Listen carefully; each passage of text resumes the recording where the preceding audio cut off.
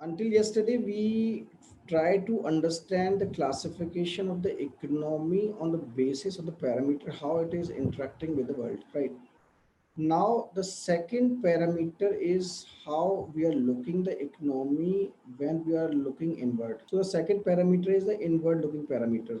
So in the inward, when we are looking inward, then we are trying to answer all the questions based upon demand and supply. So demand and supply means we are trying to analyze that in an economy first, what goods and services are being produced, what goods and services are to be produced, right? Second comes when these goods and services has been produced, then how these goods will be produced, right? Here we decide what to be produced, here how to be produced, right? Then comes if the goods, now the goods have been produced, now the question comes how these goods and services will be distributed or to be consumed by the people, right? What does it mean? So we'll take this example with the uh, this types of economies. First is capitalist economy. So in the capitalist economy, if our first question is what good is to be produced, see in the capitalist economy, the businessman only is concerned about the profit. So he is producing any good which on which he will be getting the profit, that is which is in demand. So in the capitalist economy, everything which is in demand, right, will be produced in that economy, and that is the basic idea is return on investment or profits. So indirectly or directly, it means the things which are in demand will be produced in the capitalist economy. Now question comes, how these things will be produced? Simple, the capitalist economy. Secondly, this economy is basically also said to be the market economy. Market economy. And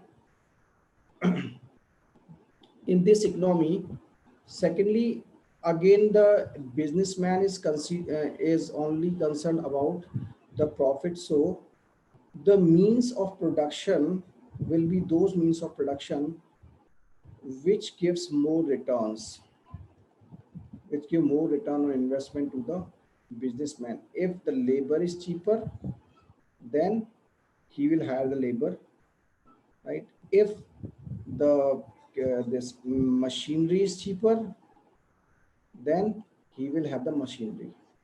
So the things will be either produced by labor intensive methods or by using the machinery. Then comes how these things will be produced, distributed. In a capitalist society, I already told you that only thing which will decide the distribution will be purchasing power, because a businessman does not recognize the needs. They are not concerned about the marginalized section, right? There is no concept of citizen, right? He's the businessman is not for the citizen, right? He is for the consumer. So needs are of the citizens, right? While desires are of the consumers, right? So if you say that you want uh, pizza, then businessman will provide you pizza. But if you say that I need chapati, I need, for example, you say you need basic things like rice, then it will be the duty of the government, right? But if you say that you want idli, right, then the businessman will say okay, I'll provide you idli because it's your desire. Government, it's not necessary the government will provide you idli, right? Government will not provide you pizza, right? This will be provided by this capitalist, because he knows that the person who is looking for pizza is having purchasing power, he is having money in his pocket. So capitalist economy are derived by demand and supply. Secondly, customer businessman relationship, and They are basically all about purchasing power of the customer. This is an example of free market capitalism. So it's basically a negative repercussion of the free market capitalism. You will find that people in free market capitalism are sort of this uh, single people are having so much of houses, while people who are poor, right, they are so much densely populated. So this is the outcome of the free market capitalism. Socialist economy. In a socialist economy, it's the government who will decide that what will be produced, and the basis of that decision will be the need of the society. Government is not concerned with your desires. I said, now if you want pizza, go to Pizza Hut. If you want basic rice to fulfill your need, then you can approach ration shop, right? So I think all these things are also prevalent in Telangana, across India. Even in Tamil Nadu, you'll find that there are more freebies in comparison to the like now they are also claiming that we will provide you televisions and all those things. And even in many states, there if you want to have only a roof, single room house, then the government will say, okay, we will provide you a single room house. But if you say that I want a 4 BHK flat, then government cannot provide you 4 BHK flat. In that case, you have to approach a builder. So in the socialist economy, the government is deciding what is to be produced, and the basis is need. Then how it will be produced? It is the government. It is the government. So if you see that how things are to be produced, if you see the present government, so present government is to an extent we can say that it's they're on the path of some sort of capitalism. Capitalism in the sense they are right now talking that privatization and all those things. But if you see the typical governments, right, the government which has been uh, prior to 1990s, or typical government says that they are providing you employment, right, on the permanent nature. Though it might have certain problems with permanent nature of the job, right, the people are not working, there are inefficiencies. So that is different story. But if you see that government is providing the job, it's not only because that because one of the objective of the government is also welfare of the people, welfare. That means if they are providing 10 jobs in place of only, if there are requirement only 2 people or 3 people, that means it's not that they don't know that only 3 people are required here. Rather, the objective was to maximize the welfare of the people, right? And government is said to be the model employer, right?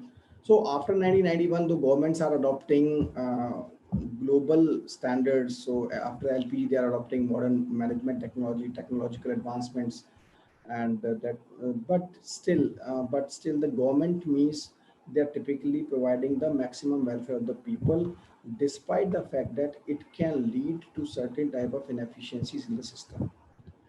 Third comes how the government will distribute. The distribution will be based upon the need and not on the basis of purchasing power. The government will provide the basic things like rice, like they can provide you basic clothing, they can provide you one roof house, and they will provide all these things without any looking for any money. For this, there is no need to have certain purchasing power in your pocket. Rather, you should only be a citizen of the country. So, in a socialist economy, there is recognition of citizen, while in the capitalist economy, it was a recognition of customer. Right. This is the problem with the socialism. Work hard, keep half. Nobody is willing to work. No work free stuff. Everybody is in line up for this. So this is the problem of the socialism. In socialism, it is being said that the employer, the employer is in the illusion that people are working for me first, so they assume that we shall pay less to our employees because they assume that they are not properly working for us. They are basically inefficiently working.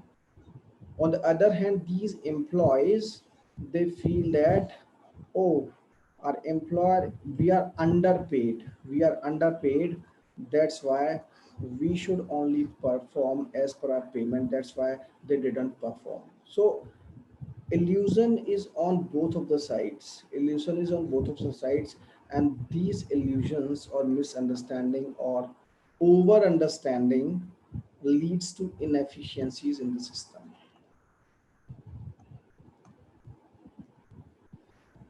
This is mixed economy, and if we talk about the Indian economy, we were basically mixed.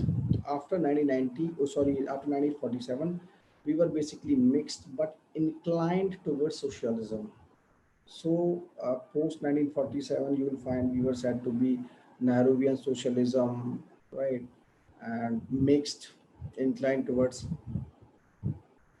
socialism, and many times it was also said to be some sort of leftist, right? Leftist is nothing but they are sort of communism, and communism is basically, I already told you that it is extreme form of socialism, and they said that at the barrel of the gun, right? Communism is nothing but extreme socialism, which talks about at the barrel of the gun. So if you talk about characteristics of the mixed economy, they are talking about existence of private as well as public sector, right? Then they say that existence of economic planning, which we'll discuss in the next class. Then there is role of price system and government directives.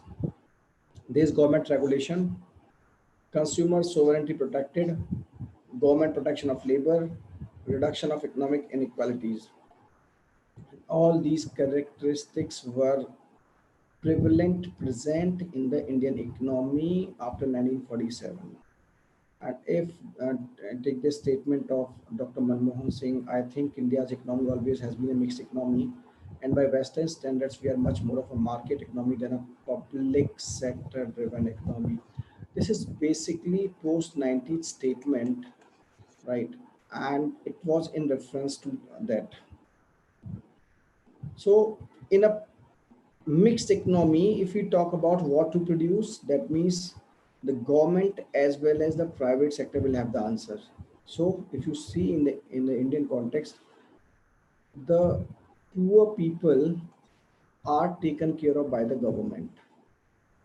So rice, wheat, basic things are provided by the government, right?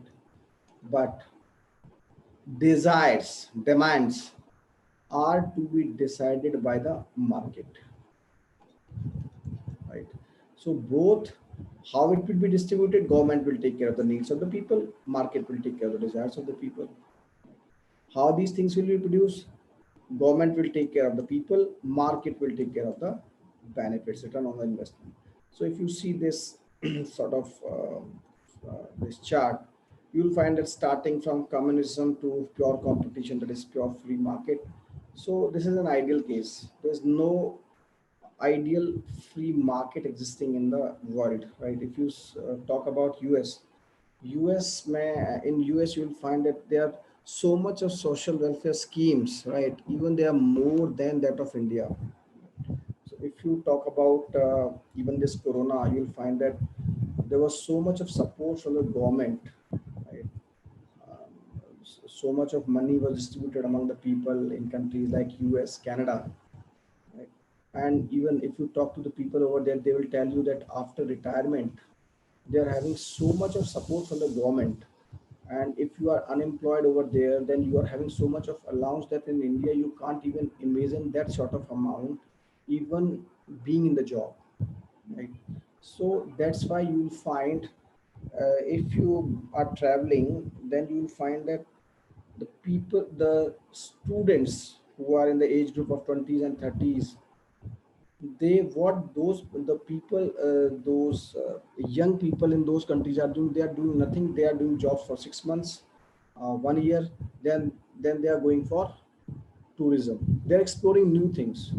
They are studying humanities, right? They are taking their hobby in arts. Can that situation be imagined in India? No, because the government is providing them support. So saying that there is only there is no free market economy in the US. Rather, it's also mixed economy. Yes, it is inclined towards capitalism.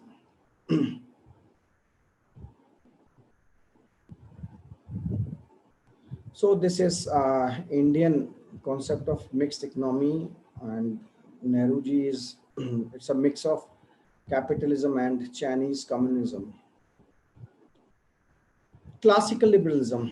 See, classical liberalism is basically, liberalism is an idea which has been derived from, it starts, if you can recall, or you might have gone through when you will go through this world history, then French Revolution, all those things. Basically, during the time in the 18th century or prior to that, the in European countries, what was happening, specifically in France, people, there was pollution of church plus feudals, right, and rich aristocracy. These people were having hold of everything, be it land or any resources. Now, what happened that when they have control over all these resources, then these, what to say, philosophers came ahead. All the people who were belonging to humanist or thinkers were there. They came up with a n number of ideas. So that basically idea were all around idea of liberalism, which states that, which focus on flexibilities, which talks about individualism. And individualism says that, like, if you I think you might have heard some these sayings that, I think Francis Bacon says that a man is born free, but everywhere he's in chains, right? So, and secondly, they said that don't underestimate the individuals; they are more intelligent than the state. That means they want to say that state at that time was trying to control the individuals, but these people were of the opinion that it is wrong on the part of the state to control the individual. Rather, individuals should be given uh, due independence, due freedom, so that they can analyze themselves, they can decide themselves and take actions accordingly. So when these ideas were applied in economy, so those ideas take the form of classical liberalism in economy. So it states that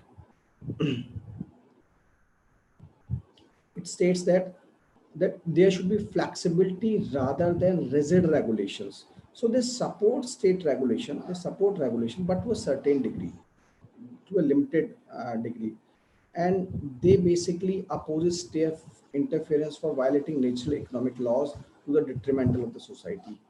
Then they said that they it was basically against the feudalism, existing mercantilism, and they were of the opinion, or they advocated for free trade, deregulation of the economy, lower taxes, and privatization. Then these all ideas were basically during the time of 18th century. And if we talk about later on, we'll study liberalization, privatization, globalization in 1991 in India, and these ideas were basically uh, applied in West in 19th century or early 20th century.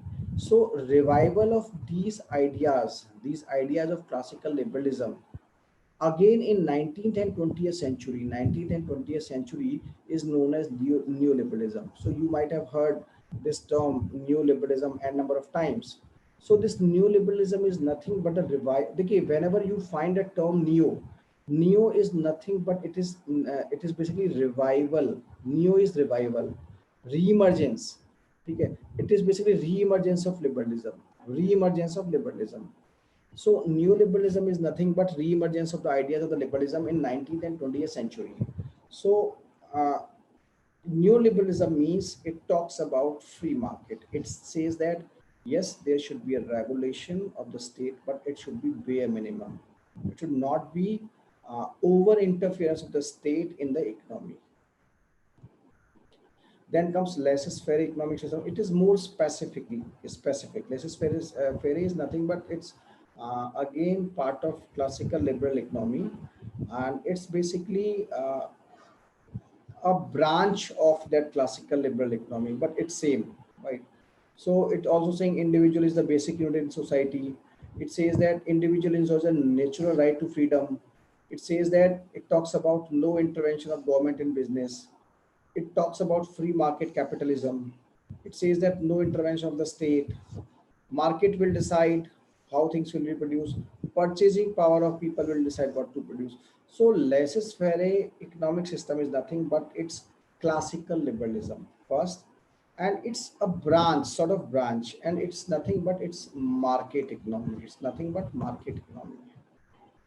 So is it dependent on laissez-faire leadership? So basically, what laissez-faire means is in French to make sit. So laissez-faire leadership acknowledges that the leadership is not exactly democratic or authoritarian. It is completely at the free will of the citizens. So is laissez-faire economic system also based in some fact that the citizens are the ones that have the entire power to rule their lifestyles and do what they want to do, and the government is just a factor, is just a metaphorical ruler and not exactly the one with power. Is that what it means? Actually, what happens that I started it with that the concept of the liberalism basically was an abstract was a philosophical idea. It basically came from the thinkers, right? What happens that these all concepts were applied in the economic system, and I am here discussing because you might find all these concepts in the discussions, right? So yes, all these systems were basically the application of the liberalism, so they were abstract to the thinkers, but when all these concepts were applied in this economic system means that you have to take it in reference of the state and market. That's it, state, market, and people. So when these were applied to the existing system of the market, they say that it is the market which will rule rather than the state which will control or over regulate the things. Yes, they say to an extent government can regulate to an extent, but only for the sake of facilitating, right? So if you see Okay. in 1990s, post 1990s, if when we will discuss the LPG, there we will find that how the roles were changed. Initially what was happening, they were over controlling the things. Government remains there, right? But it was rather acting either as a regulator or they were facilitating the things. So if you see now, if you see the existing scenario, the what the government is saying, though it might be a lip service, but what they are saying that maximum governance, minimum government, right? That means yes, government will be there, but it will be more of a facilitator rather than over regulating the systems. So laissez-faire again, laissez-faire, this classical liberalism, when we are talking in reference to this economic system, they are saying that first they are talking relationship, they are redefining the relationship between state, market, and the people. So they are saying yes, state should be there, it should be regulating, but more than regulator, it should be facilitator of the economic systems. Thank you, sir. Right? Then this is formal sector economy. Formal sector economy means I'm taking example. Formal sector means that everything is accounted in the government accounts. Formal sector economy means everything is being accounted. How an economic activity is being accounted? When you are paying taxes on an activity. So all the activities of an economy which pay taxes to the government and are accounted in government records. See, any activity, any economic activity on which you are not paying tax remains unaccounted in the economy. So I don't know about South India, but in North India, and if you talk about overall India, so there is a parallel economy, right? Parallel economy, or you can say gray economy, and it is not only equal, but it almost either equal or more than the formal economy, right? So, talking about formal economy, if when we say that GDP is growing 6%, 7%, 8%, or it is down, then that means we are referring to the formal economy. The figures which we are getting are only referring to the formal economy, right? So, because this is the only figure which is taking in account all the activities which are part of the formal economy, and that means which are giving you detailed account of taxation and all those things. And if you talk about employment in the formal economy, all the employment in the formal economy, for example, the most typical is the government employment. So in the government employment, you'll find that people are being paid as per the legislations of the minimum wage legislation, and they are having certain n number of social security. For example, they might be having post-retirement benefit of provident fund. They might be having gratuity. They might be having, right now there is no concept of the pension, but still there is national pension scheme, that sort of thing, right? And if they are in the present job, then you'll find they are having medical facilities, proper leave facilities, right? So these are the benefits of this formal economy. They are having job security, this is most important, and they are having official protection and recognition of the employee. Official protection means this is basically in reference to uh, uh, bureaucrats, right? There is, which I don't know which article. I think it's 312 article, which says that the person can be removed only by the person higher than the authority which has appointed him. Right. This is in reference to that. So this is from NCRT. Go through it. There is nothing to tell you about. So this is saying one thing very important, that one six number. I'd go through it just for the understanding purposes. Informal economy. I said that informal economy means that is gray economy, parallel economy. Many times it's said to be the black economy, right? Any activity at which you are not paying any taxes, or for example, the basic thing to understand is you'll see that when you go to a big shop or a mall, whenever you purchase anything, he will give you a receipt, right? And when you go to a local shop, he will not give you any receipt. That means the person who is giving you the receipt, he has taken into account your activity in the government records. But this activity has not been accounted in the government records. And that's why there is no payment of taxes to the government. And that's why it is part of the informal economy. And these economies are not accounted in the part of GDP. Right? There's a difference between formal and informal economy. So talking about informal employments, you'll find the best example is understanding it whenever you are going for a tea in restaurant, right, or for eating anything, then you'll find that might be a probability that you find uh, person who is working over there, you will not find him after 3 months or 4 months. There are always new faces over there. That means there is no uh, there is n- there is no job security, right? And there is no guarantee that he's being paid as per the minimum wage legislation. There is no security. So forget about the social security. There is no security at all. Neither he's having job security, and nobody cares after retirement, because there is no concept of retirement over there, right?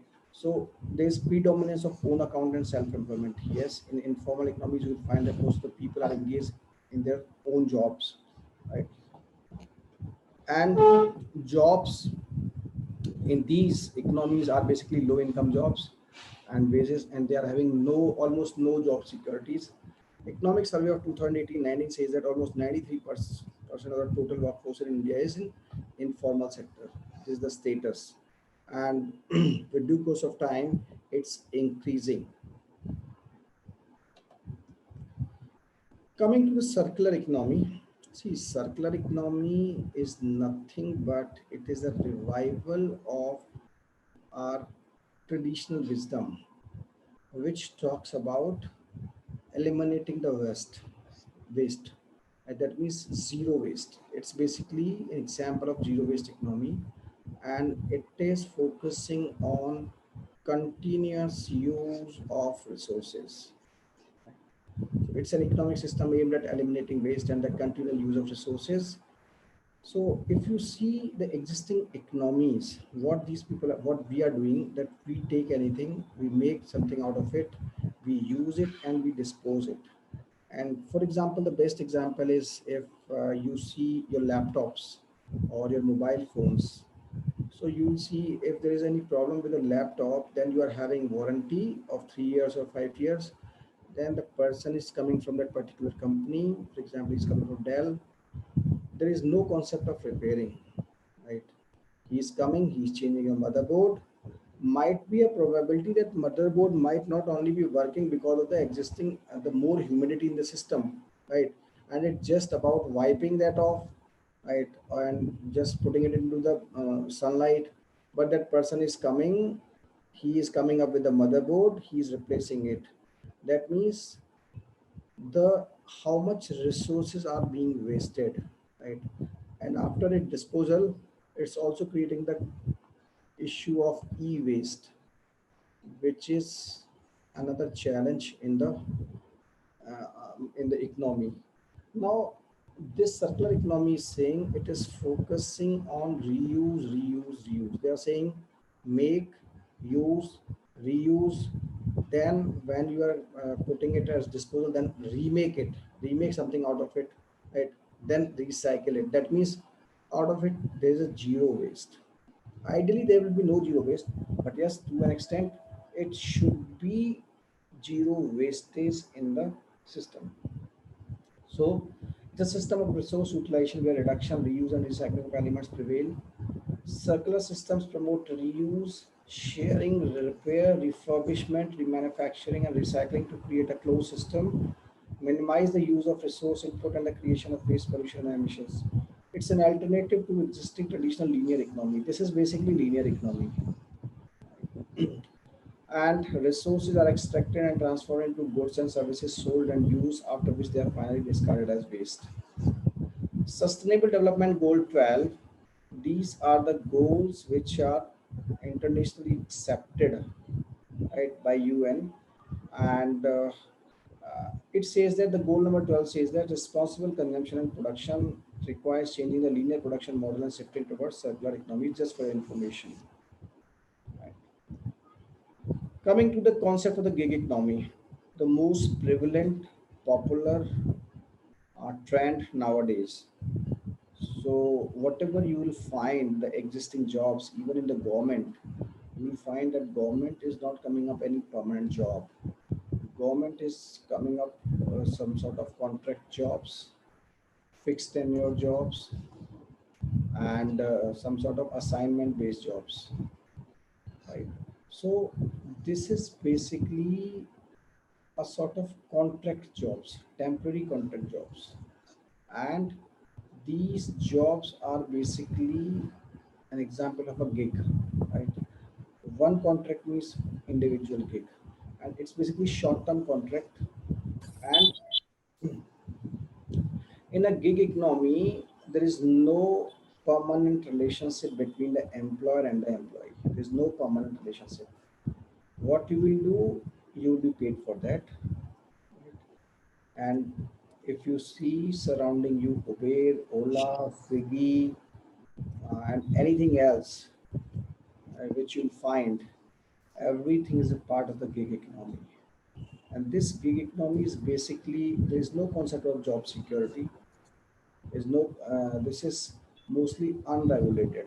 It's mostly under, because you are being paid for an assignment only, rather than for any permanent uh, assignment. And what happens in these gig economy, the benefits for the employer is that there is no liability on the employer. Employer is having no liability for the employees. If you see the traditional setups, in the traditional setups, you will find that the employee is having a liability. For example, they have to train their people, they have to ensure their social security and number of securities they have to ensure. But in case of gig economy, you do your work, you have no relation with us. And more than that, the liability of improvisation is on the employee itself. If he is not upgrading himself, then might be a probability that he will not get any job or any assignment. Right? So, in case of gig economy, the liability of the employer is at its least. Right? So, this is an example of gig economy, which is the most prevalent economy nowadays. So, this is an just for your understanding, Uber Eats and this COVID-19 had promoted this idea of gig economy. So this was all about the types of economy, right? Any question from this before I start? Let's go to the next.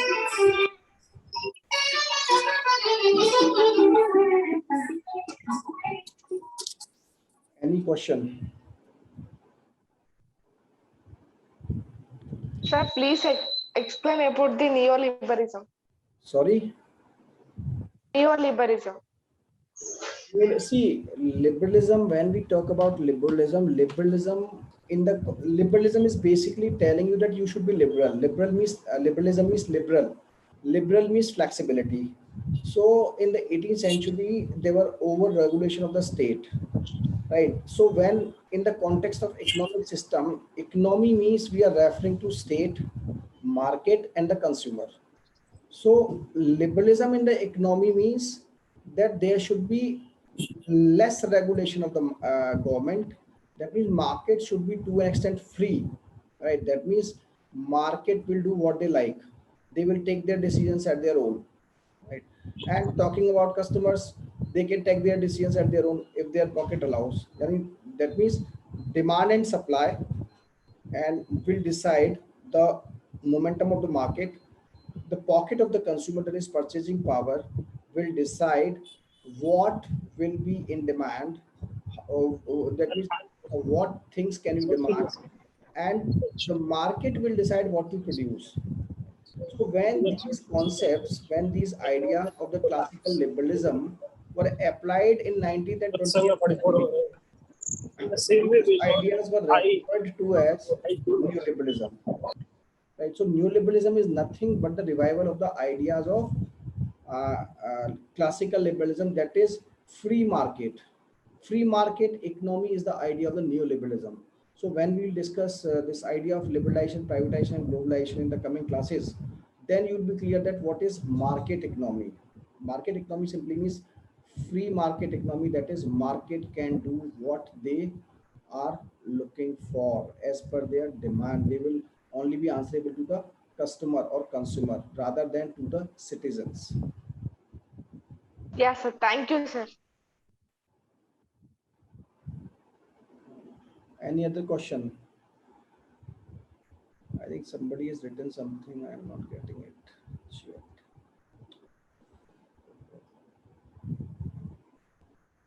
Any other question? Actually, somebody has written something. Actually, I am not. It's not visible to me. Classical liberalism and gig economy. Gig economy and classic. Gig economy is nothing but gig economy is again the prevalent economy, which is not actually gig economy is redefining the relationship between employer and employee. and which is redefining the nature of the economy is existing right now. So what is happening in the gig economy, that there is no permanent relationship between the employer and the employee. So the relationship which was existing for a typical relationship between the government employer and the government employee, that means the nature of permanent nature. Gig economy says that there is nothing permanent, but everything is based on the job based, temporary, contractual. So gig economy is contractual job. So you'll find, if you see the people surrounding you, you'll find people of Swiggy, Zomato. These people are not on the roles of this Zomato or Swiggy. They are being paid, or any delivery boy. They are being paid for they are working for. If they have delivered 20 that couriers, then they will be paid for the 20 couriers. It's not like that they will be having a salary of 20,000, 30,000 per month. If might be a probability that they will be getting more than 40,000 or 50,000 per month if they are delivering more couriers. That means gig economy is bringing efficiencies in the economy, in the sense that the people who are working have become more efficient, because their performance are counted and it is being monetized. More appropriate word is their performance is monetized. More they will work, more they will be paid. Less they will work, less they will be paid. So gig economy is recognizing the performance of the individual. That's it. Any other question? So, any difference between liberalism and socialism? Any difference between socialism and liberalism? See, if you see in that sense, socialism, we are referring to three types of economic. Liberalism is basically promoting capitalism. Liberalism is basically promoting the idea of capitalism. So liberalism, to an extent, you can say it is antithesis to the concept of the socialism. Completely antithesis. Okay, sir. Any other question? Right. So now we will move on to, it's 10 minutes left. We'll have a background of GDP. Can you explain classical? Achha, okay. I think classical liberalism is clear. Gig economy is also clear. Two questions, I got it now. Then we will move on to this GDP. Yes, GDP. See, I think another question is coming. Can you explain classical liberalism? Yes, clear. Okay. See, if we talk about this, now we will discuss with start with GDP, the concept of the GDP. See, GDP is nothing but it's a macroeconomic indicator, right? There are certain macroeconomic indicators in the economy which tells us about the health status of the economy. For example, if you talk about it, what is the health of the economy? So when then you will say that growth is taking place. Then which what indicator will tell you that what type of growth we are having, whether that growth is economic, social, environmental. So typically, if we want to know the economic health of the country, then we have to rely upon an indicator, macroeconomic indicator, that is GDP growth rate. Right? GDP, that is gross domestic product, which we will analyze. So GDP is telling, is giving you an idea of the health of the economy in totality. So GDP is gross domestic product. So understanding all these terms, GDP, GNP, we will be understanding in literal sense, right? We will be understanding in literal sense, right? So, for example, if we talk about gross domestic product, right? So, in gross domestic product, there are three terms. One is gross, one is domestic, and another is product.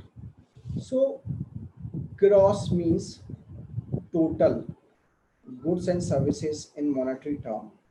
What does it mean? It means if an economy is producing 100 breads and cost of one bread is 10 rupees, and this country is, for example, A. So if anybody asks you that what is the GDP of the economy, then one option is you might say that the economy is the goods and services produced in the economy, that is 100 breads. But on the other hand, if we see the definition of GDP, it is saying that in monetary terms. What do you mean by monetary terms? That means you have to calculate the monetary value of these 100 breads, that is 100 into 100 into 10, that is 1000. So whenever you are being asked the gross, what is the meaning of the gross in GDP? It means the totality of goods and services in monetary value, that is 1000 rupees. So whatever is being produced in the economy, Excuse whatever. me, sir. Sorry to interrupt.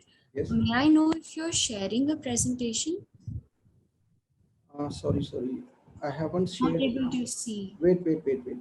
Okay. Where- This is it clear now? Yes, Yes. it's visible. Yes, sir. Sorry, this is the slide.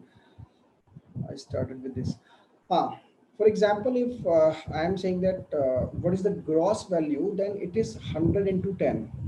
We will not say that the economy of A is 100 breads. Rather, we will say the GDP value of the economy is 1000 rupees. Right? Then comes second term, domestic. Understand it? Domestic means we are concerned about the territory, geographical context. Means, for example, this is India, and this is, for example, so-called Canada. Take example of Canada, right? Now, domestic territory means that whoever is being employed and earning in India, irrespective of its citizenship. For example, might be a possibility that, for example, have you heard the name of Akshay Kumar? Hindi, Yes, sir. right now. I think his citizenship is Canadian. He is Canadian, right? Yes. So if he's earning in India he's earning from the films, then his income will be part of GDP. Yani anybody irrespective of their citizenship, right? If any Hollywood actor is coming here, if any scientist from US is coming in India and he's being employed in India, and if he's earning from here within this territory, then his income will be counted as a part of gross domestic product. So domestic in GDP means that you are referring only to the domestic territory. Here you are referring only to the domestic territory. Here you are not referring to the citizenship, right? So now comes, what about the people who are working abroad, Indian people who are working abroad? So, for example, if, for example, any actor, for example, Irfan Khan was working in working abroad, right? Or any actor is working abroad, or any player is going abroad and earning some money over there, then his income will not be counted. The income earned abroad will not be counted in the GDP, because in GDP we are referring only to the term domestic, and domestic means that territory, geographical territory, right? So in domestic, we will be referring to the income of the persons who are employed within the Indian territory, right? product, I'll discuss it you in the last of this. It's an explain. It requires a huge explanation, and it's a separate 2 or 3 slides for that. So for we will hold on to product. So if we see the definition of gross domestic product, it says that it is the aggregate. Aggregate means this total monetary value, right? Monetary value of goods and services. This thing, yani this term is nothing but gross. Produced in the domestic territory, it is nothing but this domestic. In a specified time frame, in a specified time frame is required for better understanding, right? So this product is final, right, which we'll discuss later. So gross domestic product is nothing but is the aggregate monetary value of goods and services produced in the domestic territory. So in GNP, everything is same.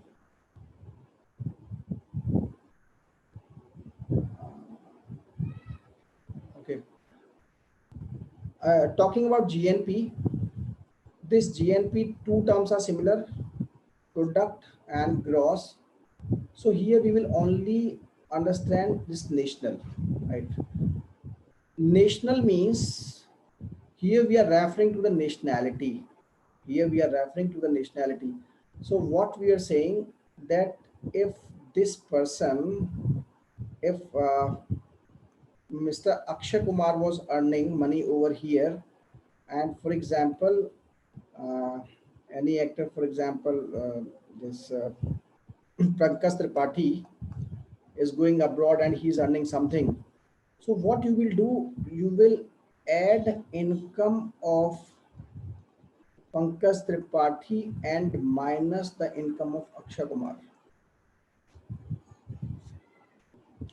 Because here you are referring to nationality. Pankaj Tripathi is an Indian national, while Akshay Kumar is not an Indian national. So all your friends, all your relatives who are abroad, right, and working in MNCs, even if they are abroad because they are citizens of India, so when you will calculate GDP, you will not count their income. When you'll calculate GNP, their income will be counted, right? So GNP is nothing but it is taking into account the nationality part. So GNP is nothing but GDP plus net factor income from abroad. Net factor income from abroad means factor income earned by the domestic factors of production employed in the rest of the world. Yani this was Pankaj Tripathi minus factor income earned by the factors of production of the rest of the world employed in the domestic territory minus income of Akshay Kumar. When you add this to GDP, it comes out your this formula GDP plus Pankaj Tripathi minus AK is nothing but GNP. Right. So whenever their question is coming on these concepts GDP, GNP, NNP, later on we'll discussing all these things. Go word by word rather than cramming anything. There's nothing to cram, right? Gross, literal meaning of gross, literal meaning of domestic, literal meaning of national, and then we will understand literal meaning of product. Right? Is the concept till GDP and GNP clear to everyone? If not, you can ask. Nicole, I'll put it and do this.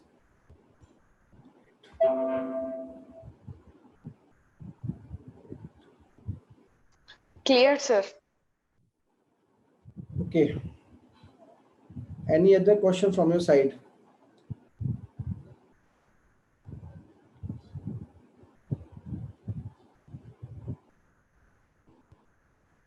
Anybody?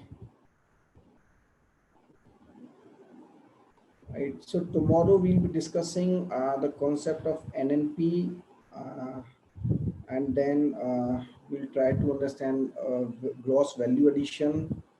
Then we'll try to understand different concepts like the factor cost, market cost. And now be prepared, because now the concepts will be now we are moving towards complexity, right? Whatever things were simple are almost over now, and slowly, gradually, we will move on to the complex things.